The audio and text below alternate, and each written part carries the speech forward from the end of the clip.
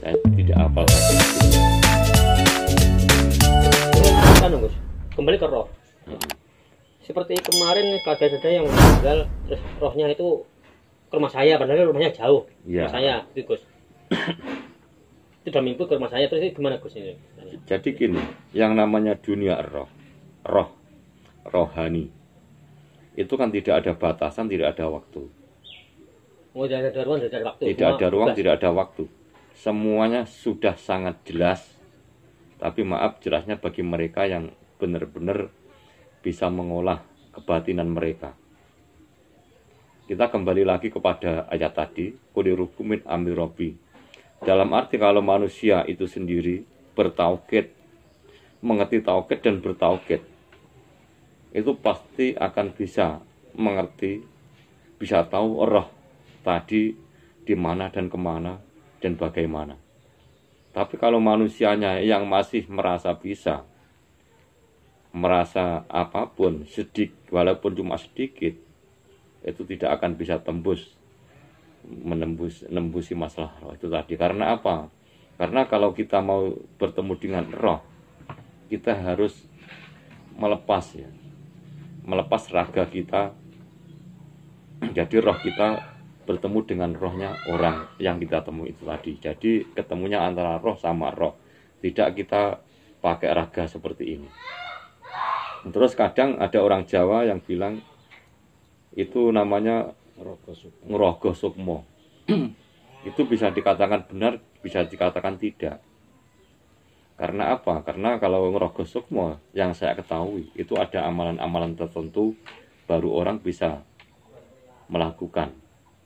Tapi ini yang saya khawatirkan, rogoh sukmonya itu benar-benar atau memang ada bantuan dari makhluk lain. Ini yang perlu diteliti, dikaji ulang. Karena apa? Karena saya sering ada pertanyaan, ini masalah orang indigo juga. Sering ada pertanyaan, Pak, kalau orang indigo itu gimana? Saya tanya balik, maksudnya indigo itu kan anugerah dari Allah Subhanahu wa Ta'ala. Itu betul. Maksudnya gini, anugerah itu kan Allah itu memberikan anugerah, memberikan apapun itu kan tidak milih-milih. Ada kalanya orang tidak beriman sama sekali bisa melihat dunia gaib. Betul apa enggak? Iya. Ada kalanya yang belajar, berguru sampai direwangi topo ning gua ning alas dan sebagainya baru bisa mengerti atau tahu gaib. Ada kalanya yang tidak belajar sama sekali juga ada yang mengerti dan tahu gaib. Ini yang perlu dibahas. Karena apa? Karena kita salah sedikit saja, keimanan kita pasti terbelenggu atau terhalang. Jadi yang pertanyaan orang indigo tadi ya saya jawab dengan enak. Maaf. Orang indigo itu ada dua versi. Contoh seperti seperti para ulama besar dulu. Contoh seperti Imam Syafi'i. Itu ulama yang jadi panutan orang Islam sedunia. Itu bisa dikatakan indigo juga, karena dari kecil sudah tahu gaib. Apa dia kecampuran dengan makhluk lain, dibantu makhluk? Oh tidak. Tapi sekarang ini banyak orang yang mengaku-ngaku indigo, bahkan mencari sesuatu supaya bisa indigo, itu juga banyak. Ini yang mengkhawatirkan. Akhirnya tapa berata di gua-gua, di gunung-gunung, memanggil perewangan supaya bisa melihat sesuatu. Ini yang membahayakan. Padahal kalau kita mengerti intinya manusia ini harusnya selalu fitrah dalam arti suci, tidak dicampuri oleh makhluk lain supaya imannya itu tidak terhalang, imannya kepada Allah. Mungkin kalau kurang jelas yang lain, kurang gimana pertanyaannya, jawabannya kurang gimana, monggo. Di alam gaib, Gus, ya bisa dikatakan roh itu sendiri gaib, iblis itu gaib, malaikat itu gaib. Nah, ini untuk membedakan ini rohnya fulan bin fulan. Ini iblis ataupun ini jin ataupun ini malaikat ataupun ini yang lain hal-hal tadi Ya. ya kan, yang biasa disebut orang bangsa jin itu sendiri banyak sekali. Itu Jadi membedakan antara roh manusia sama iblis sama malaikat dan sebagainya. Kan bisa soalnya membo-membo. Gini, yang namanya ini digandingkan dengan sains, penelitian. Yang namanya benda halus itu tergantung kepada benda kasar yang ditempati. Betul atau tidak? Iya. Contoh, ini ada kopi. Ada kopi. Ini wadahnya gelas. Yang kelihatan dari luar kan gelas, bentuknya seperti gelas ini. Kalau Anda sampan wadahi yang lain, mungkin ceret, kendi dan sebagainya, bentuknya seperti kendi.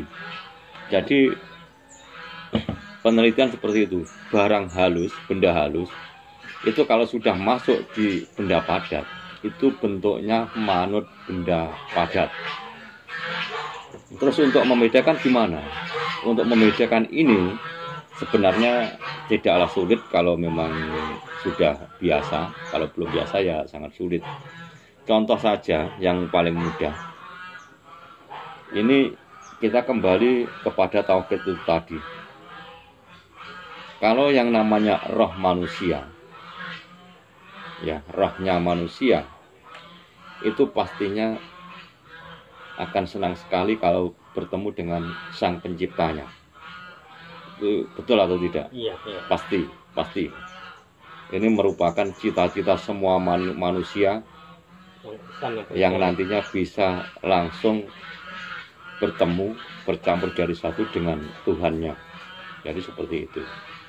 Terus untuk membedakan antara iblis, roh manusia dan roh yang lain, kita kembali lagi ke zaman dahulu, yaitu riwayat siapa namanya Nabi kita, Nabi Adam alaihissalam, di mana dulu Nabi Adam, ya, malaikat sama iblis itu kumpul jadi satu dalam satu wadah, yaitu surga. Betul ya? Iya. Terus mereka bertiga ini teman, tapi ya ada hidupnya, tapi tidak ada wadahnya. Wes pokoknya bangsa semliwer karena bangsa rohani, belum ada wadahnya sama sekali. Nah, ini kita kembali lagi ke sejarah. Gimana cara membedakan mereka bertiga ini? Ini contoh yang paling jelas kan, bertiga ini, malaikat, manusia, iblis, ya. Ya. Jadi itu pada waktu Gusti Allah Subhanahu wa taala memberikan pencerahan tentang ilmu tauhid, ilmu makrifat. Yang bisa kan cuma manusia, betul kan? Iya. Iblis tidak bisa paham. Malaikat tidak bisa paham. Yang bisa paham adalah Nabi Adam alaihissalam. Karena itu manusia yang bertauhid pertama, yang ngarif pertama, ya, yang makrifat pertama adalah Nabi Adam alaihissalam.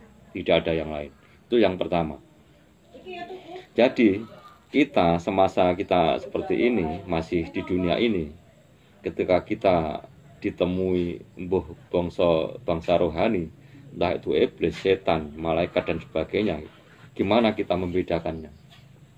Kita kembali lagi, kita tahu kita seperti Allah, ya, seperti Allah memberikan pencerahan tentang ilmu tauhid, ilmu makrifat itu tadi. Kalau memang dimakrifati, ditauhidi, itu bisa paham dan tidak melarikan diri, itu pasti rohnya manusia. Tapi kalau melarikan diri, pasti bangsanya iblis dan kawan-kawan. Tapi kalau hanya diam saja, itu pasti malaikat. Tidak lari, tidak paham, itu malaikat. Karena apa? Karena malaikat itu cuma punya rem, nggak punya gas. Beda kalau manusia, punya gas, punya rem. Nah kalau iblis gimana? Iblis punyanya cuma gas, remnya tidak ada sama sekali, ngeblong, bablas, seperti itu. Bisa dipahami? Ya. Kan tidak sulit. Bagi yang mengerti aku nanti ya itu ya Gus ya. Nah itu ampleh mengertinya gimana? Kita harus belajar mulai sekarang, tidak nunggu besok-besok. Cara belajarnya gimana? Kita harus mengerti dulu unsur-unsur tauhid itu gimana. Ya, yang paling dasar kita harus mengerti dulu yaitu bahasan akadiyah, wahdah, wakidiyah dan seterusnya. Jadi zat sifat asma af'al itu kita harus pahami, kita masukkan di dalam hati, kita rasakan, baru kita bisa bertauhid. Tidak hanya mengerti ilmu tauhid, tapi kita harus bertauhid. Jadi seperti tadi saya di rumah sampean, Iya. sampean kan tanya, iki enak apa mah kubojokan. Saya sampean kan ngasaran. Iya. Saya kan sudah ngasaran. Saya duduk di kursi. Oh ternyata ada. Waalaikumsalam. Ada kakak Anda yang kemarin meninggal. Kelihatan susah di situ. Terus ada iblisnya juga banyak sebenarnya. Tapi ketika saya bacakan tentang ilmu tauhid, dalam arti manusia harus mengerti tauhid, harus bertauhid, mengerti makrifat, harus bermakrifat, harus mengerti insan kamil mukamil, juga harus menjalani atau merasakan kamil mukamil itu tadi. Baru yang tinggal, yang tersisa cuma roh manusia yang iblisnya sudah kabur semua. Itu cara membedakan. Nah sebenarnya roh-roh orang yang setelah meninggal kok gentayangan itu sebenarnya mereka itu tidak ingin gentayangan. Tapi kalau bahasanya itu kena hukuman. Terus ampleh lepas hukumannya gimana? Akhirnya keliaran kemana-kemana mencari seseorang. Entah seseorang itu wali atau orang biasa. Yang penting orang itu mampu untuk menuntun mereka, untuk mengantarkan mereka sampai alam kubur. Karena kalau sudah di alam kubur, itu sudah sangat jelas, sudah mendapat syafaat walaupun sedikit dari surga itu sendiri. Jadi enak, tinggal tidur-tiduran menanti sampai kiamat datang. Jadi enak tempatnya, fasilitas sudah komplit. Alam kubur itu bukan yang di kuburan itu Gus. Oh maaf, ini kalau ngomongin alam kubur, itu kuburan itu tempatnya badang, makanya tempatnya mayat, yang dimana kalau ditinggal jasad dipendam di situ kan akhirnya kan jadi busuk dan akhirnya kan habis, tinggal tulang belulang. Nah alam kubur itu bukan itu. Jadi alam kubur itu suatu tempat. Ini dimana tempat itu berada tidak jauh, tidak dekat. Ya, iya. Tidak jauh juga tidak dekat, tidak jadi satu juga tidak pisah. Ini susah diomongin. Karena apa? Karena letaknya di antara alam dat sama alam sifat, di antara dat dan sifat. Dat itu Allah, sifat itu Muhammad. Ini maaf, ini bukan Kanjeng Nabi Muhammad Shallallahu Alaihi Wasallam bin Abdullah, tapi Muhammad yang akhirnya menjadikan atau bahannya alam yang ada di alam semesta ini. Itu namanya Nur Muhammad. Jadi tempatnya yaitu tidak dekat, tidak jauh, tidak jadi satu, tapi juga tidak pisah. Di antara apa tadi? Zat sama sifat itu adalah alam kubur. Jadi kalau orang meninggal sudah bisa bertempat di situ, itu sangat alhamdulillah karena sudah sangat nyaman sekali. Nah, menanti hari kiamat itu tidak terasa lama, tapi cuma sebentar. Itu bagi mereka-mereka memang yang bisa setelah meninggal langsung sowan atau langsung menempati alam kubur itu tadi. Karena apa? Karena sudah bercampur dengan sang yang punya. Karena itu saya sering mendengar itu seperti Jalaluddin Rumi itu dalam berdoanya, ya Allah, saya tidak butuh surgamu, tapi saya takut akan nerakamu. Saya tidak butuh surgamu, tetapi yang saya butuhkan, saya bisa apa namanya? gitu. Bersama denganmu. Itu doanya orang-orang yang bijaksana. Jadi kalau kita ingin benar-benar selamat, kita harus selalu bersama yang punya intinya. Maaf, ini banyak yang datang tapi tidak kelihatan. Ikut mendengarkan, tidak apa-apa ya, ngaji bareng. Ini judulnya kan ngaji bareng kemana roh nanti pergi setelah meninggalkan dunia ini. Saya pernah baca Gus ya. Saya nggak merasakan sama sekali. Belum. Jadi itu yang bisa saya sampaikan. Mungkin ada pertanyaan yang lain, silahkan. Nanti kapan-kapan kita sambung lagi, kita ngobrol-ngobrol. Ya, bentar lagi Gus. Ya.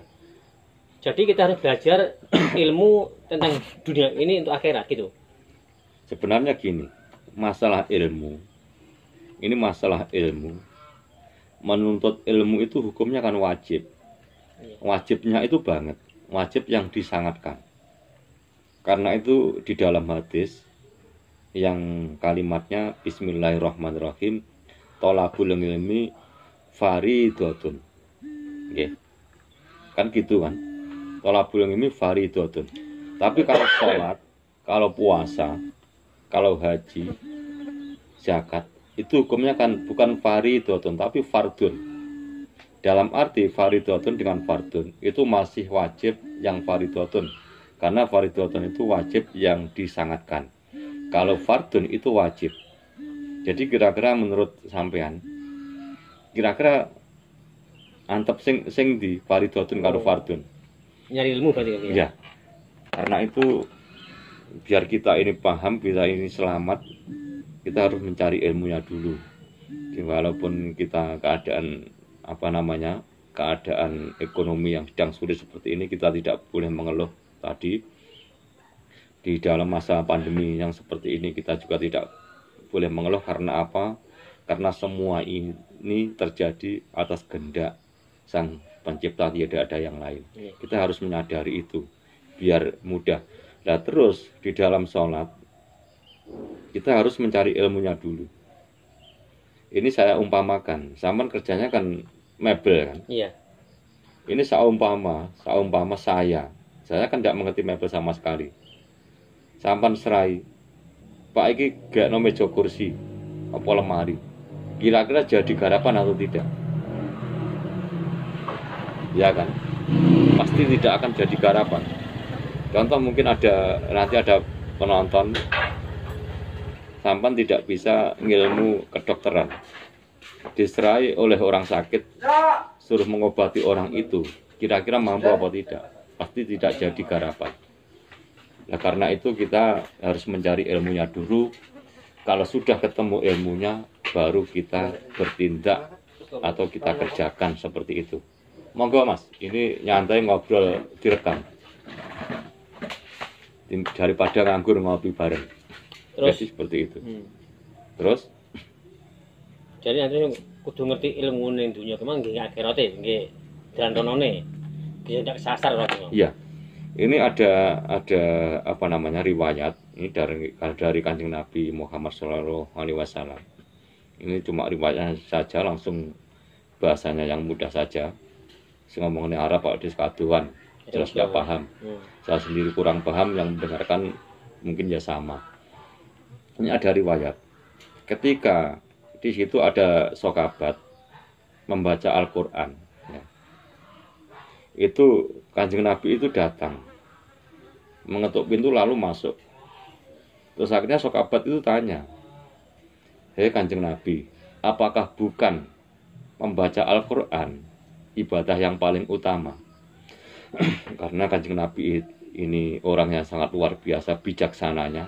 Akhirnya dijawab, betul dulurku, ibadah yang paling utama itu adalah membaca Al-Quran. Tetapi bukankah kalau Quran itu tidak dipahami, tidak dilaksanakan, tidak akan berfungsi, tidak ada artinya sama sekali? Kira-kira hadis ini menurut sampean benar apa tidak? Ya, betul. Kan sangat benar kan? Benar, ya. Jadi semuanya itu harus pakai ilmu. Karena itu kan ada hadis juga. Siapa yang menginginkan dunia harus berilmu. Siapapun yang menginginkan akhirat harus berilmu. Yang menginginkan keduanya dalam arti dunia dan akhirat kan juga harus pakai ilmu juga. Ini sangat penting sekali masalah ilmu.